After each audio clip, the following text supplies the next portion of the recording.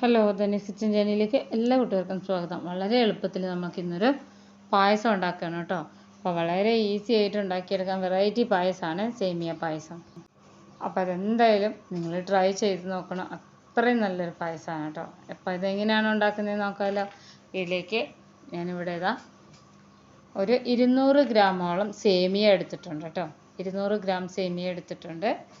ഇനി നമുക്ക് വേണ്ടത് ഒരു തേങ്ങ ഞാനിവിടെ ചിരവി വെച്ചിട്ടുണ്ട്. ഇതിൻ്റെ പാലെടുക്കേണ്ടതുണ്ട്. ഞാൻ ചൂടുവെള്ളം ഒഴിച്ച് വെച്ചിരിക്കുകയാണ് കേട്ടോ.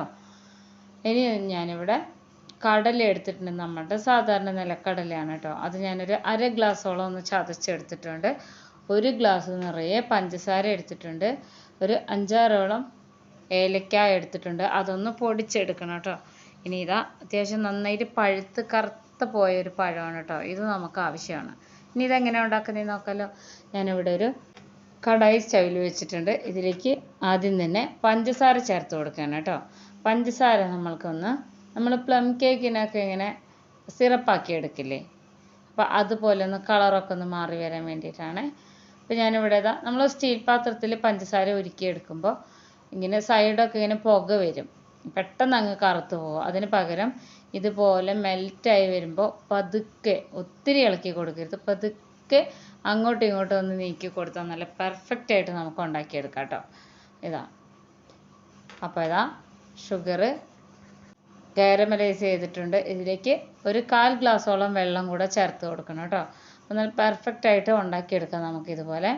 വെള്ളം ചേർത്ത് കൊടുത്തതിന് ശേഷം ഒന്ന് തിള വരുന്നവരെ വെയിറ്റ് ചെയ്യാം. തിളച്ച് വന്നു കഴിഞ്ഞാൽ ഇത് നമുക്ക് ഇതിൽ നിന്ന് മാറ്റാം.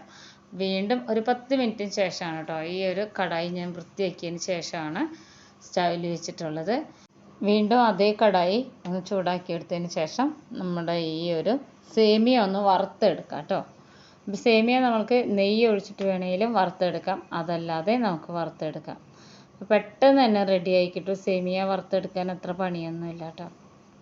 ഇത് ശരിക്കും വറുത്തെടുക്കുമ്പോഴാണ് നല്ലൊരു രുചിയൊക്കെ ഇതിന് കിട്ടുന്നത് കേട്ടോ.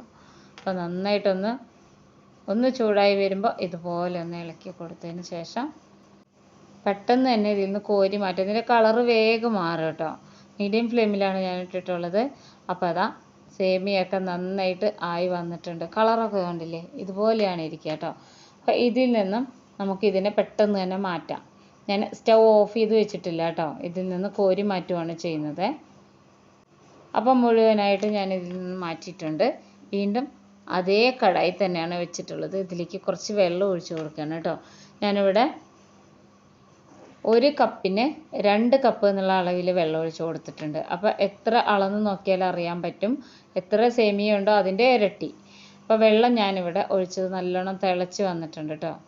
ഇനി ഈ തിളച്ച് കിടക്കുന്ന ഈ ഒരു വെള്ളത്തിലേക്ക് സേമിയ ഇട്ട് കൊടുക്കുകയാണ്. സേമിയ ഒന്ന് നന്നായിട്ടൊന്ന് വെന്ത് വരണം. അപ്പോൾ ഇതിന് പകരം നമുക്ക് കുക്കറിൽ വേണമെങ്കിലും ഇട്ട് വേവിച്ചെടുക്കാം കേട്ടോ.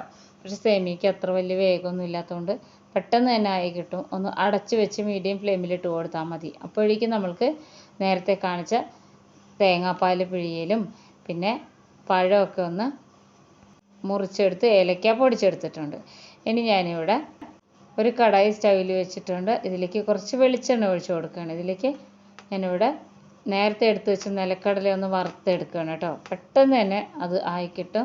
അപ്പോൾ കളറൊക്കെ മാറി വന്നിട്ടുണ്ട്. നമുക്കിതിൽ നിന്ന് കോരി മാറ്റാം. അപ്പോൾ നന്നായിട്ട് ആയി വന്നിട്ടുണ്ട്. ഞാനിതിൽ നിന്ന് കോരി മാറ്റുകയാണ് കേട്ടോ. സ്റ്റൗ ഓഫ് ചെയ്തിട്ടില്ല. ഞാൻ അതേ എണ്ണയിൽ തന്നെയാണ് കേട്ടോ ബാക്കി പണിയും കൂടെ ചെയ്യുന്നത്. അപ്പോൾ കോരി എടുത്തിട്ടുണ്ട്. ഇനി നമ്മൾ ചെറുതാക്കി മുറിച്ച് വെച്ച പഴം, ചെറിയ കഷ്ണങ്ങളാക്കി വെച്ച പഴം കൂടെ ഇതിലൊന്ന് മൂപ്പിച്ചെടുക്കാം. അപ്പോൾ വെളിച്ചെണ്ണ ഇഷ്ടമില്ല എന്നുള്ളവർക്ക് നെയ്യ് ചേർത്ത് കൊടുക്കാം കേട്ടോ. ഞാനിവിടെ തേങ്ങാപ്പാൽ ചേർക്കുന്നതുകൊണ്ടാണ് കുറച്ച് വെളിച്ചെണ്ണ ഉപയോഗിച്ചത്. അപ്പോൾ നന്നായിട്ട് ഇതിനൊന്ന് വറുത്തെടുക്കണം. നമ്മൾ മൊരിയിച്ചെടുക്കില്ല, ഇങ്ങനെ കുട്ടികൾക്കൊക്കെ കൊടുക്കാൻ പാകത്തിന് ഒന്ന് വെന്ത് കിട്ടാൻ വേണ്ടിയിട്ടാണ്. അപ്പോൾ അതിവിടെ റെഡി ആയിട്ടുണ്ട് കേട്ടോ. നമ്മുടെ പഴമൊക്കെ ഇവിടെ നന്നായിട്ട് ആയി വന്നിട്ടുണ്ട്. നല്ല മണമാണ് കേട്ടോ പഴം ഇങ്ങനെ വറുത്തെടുക്കുമ്പോൾ. അപ്പോഴേക്കും നമ്മൾ തിളയ്ക്കാൻ വേണ്ടി വെച്ച സേമിയ ഇവിടെ ആയിട്ടുണ്ടാവും കേട്ടോ. സേമിയ നന്നായിട്ട് കുക്കായി വന്നിട്ടുണ്ട്. നല്ല അടിപൊളിയായിട്ട് ആയി വന്നിട്ടുണ്ട്. അപ്പോൾ വെള്ളമൊക്കെ ഒരുവിധമൊക്കെ വറ്റിയിട്ടുണ്ട്. ഇനി നമ്മളിതിലേക്ക് ആദ്യം തന്നെ നമ്മൾ ഉരുക്കി വെച്ചിട്ടുണ്ടായിരുന്നില്ലേ ഷുഗർ സിറപ്പ് കാരമലൈസ് ചെയ്ത് വെച്ചത് അത് ഇതിലേക്ക് ഒഴിച്ചു കൊടുക്കണം.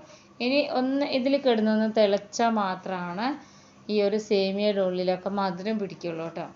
അപ്പോൾ പഞ്ചസാര വേണ്ടാന്നുള്ളവർക്ക് ശർക്കര ഉരുക്കി ചേർത്താലും മതി.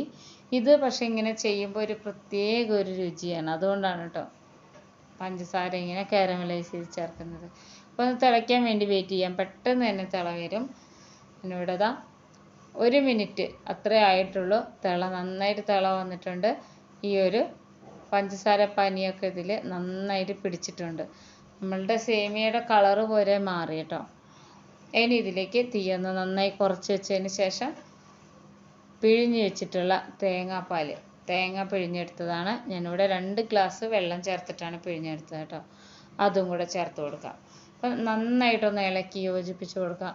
നമുക്ക് വല്ല വീട്ടിൽ ഫംഗ്ഷൻ ഉണ്ടെങ്കിലോ പെട്ടെന്ന് ഒന്നിൽ കൂടുതൽ ആൾക്കാരൊക്കെ നമ്മുടെ വീട്ടിൽ പെട്ടെന്നൊരു ഗസ്റ്റൊക്കെ വരുവാണെങ്കിലൊക്കെ നമുക്ക് ഉണ്ടാക്കിയെടുക്കാൻ പറ്റിയ വളരെ വെറൈറ്റി ആയിട്ടുള്ളൊരു പായസമാണ് കേട്ടോ. അപ്പോൾ അതാ ഇതിപ്പോൾ ഓൾമോസ്റ്റ് ആയിട്ടുണ്ട്. ജസ്റ്റ് ഒന്ന് തിള വന്നാൽ മതി. അപ്പോൾ അതാ ഞാൻ സ്റ്റൗ ഓഫ് ചെയ്യാൻ കേട്ടോ. ഇത്രേ പണിയുള്ളൂ. അപ്പം നന്നായിട്ട് കട്ടിയായിട്ട് വന്നിട്ടുണ്ട്. ഇനി ഈ ഒരു സമയത്ത് നമ്മൾ വിളയിച്ച് വെച്ച പഴം ഉണ്ടല്ലോ, പഴം ഇതിലേക്ക് ഇട്ട് കൊടുക്കണം. ഇതെല്ലാം ചെയ്തെടുക്കുന്നത് സ്റ്റൗ ഓഫ് ചെയ്തതിന് ശേഷമാണ് കേട്ടോ. പെട്ടെന്ന് തന്നെ ഉണ്ടാക്കിയെടുക്കാം. ഇതൊക്കെ ഒന്ന് അടുപ്പിച്ച് വെച്ചാൽ മതി. പഴം ഞാനിവിടെ ഇട്ട് കൊടുത്തിട്ടുണ്ട്. ഇനി ഇതിലേക്ക് നമ്മൾ വറുത്ത് വെച്ചില്ലേ കടല, ഇതിന് പകരം കാഷ്യൂനട്ട് ഒന്ന് ചതച്ച് വറുത്തെടുത്താലും മതി. ഞാനിപ്പോൾ ഒരു വെറൈറ്റിക്ക് വേണ്ടിയിട്ടാണ് കേട്ടോ ഉണ്ടാക്കിയിട്ടുള്ളത്. ഇങ്ങനെ ഉണ്ടാക്കുമ്പോൾ പഴമൊന്നും കഴിക്കാൻ ഇഷ്ടമില്ലാത്ത കുട്ടികൾ പോലും കഴിച്ചു പോകും. ഇനി ഇതിലേക്ക് ഏലക്ക പൊടിച്ച് വെച്ചതും കൂടെ ചേർത്ത് കൊടുക്കാൻ കേട്ടോ.